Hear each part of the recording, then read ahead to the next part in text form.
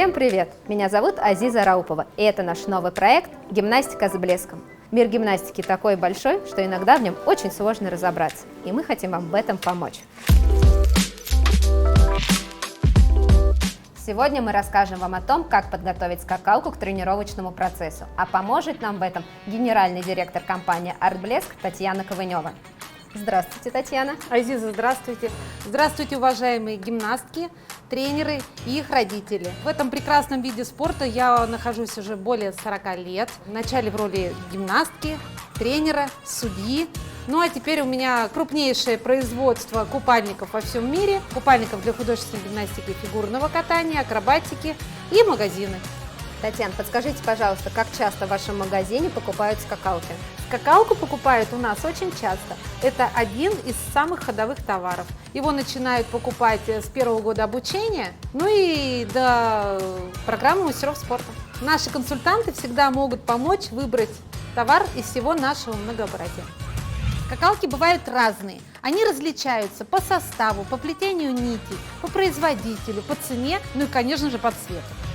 Пришло время обрезать скакалку. Для этого нам необходима скакалка, гимнастка. Привет, Сонь. Я бы начала с узла. Есть миф, что скакалки есть центр тяжести. Подскажите, существует ли он?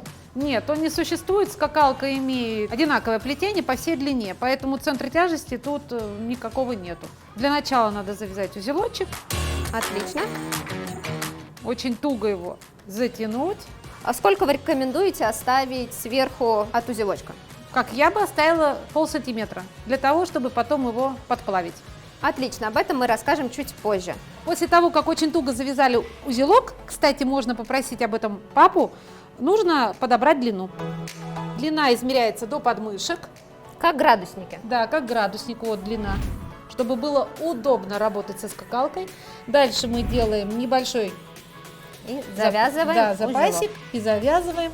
Часто родители оставляют слишком большой кончик на скакалках, аргументируя тем, что гимнастки очень быстро растут.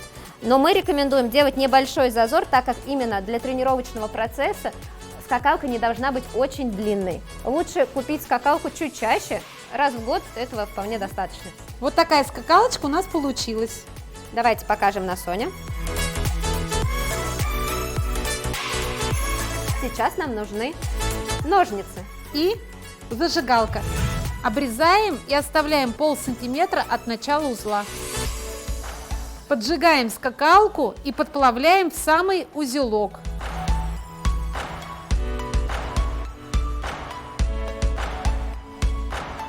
И обязательно нужно, чтобы узелок не развязывался, подшить его.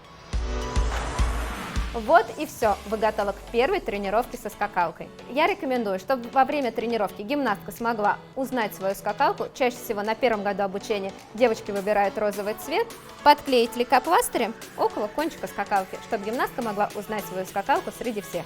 А еще у гимнасток есть свои секретики, чтобы скакалка хорошо вращалась, либо летела. Они вот здесь, вот около шишечки, наматывают лейкопластырь, либо обмотку. Тем самым скакалка становится около шишечек тяжелее, и работать с ней будет проще. Будьте внимательны, если вы обматываете скакалку около узлов, вес с обеих сторон должен быть одинаковый. Хранить скакалку лучше в чехле, чтобы легко ее найти в рюкзаке и не испачкать.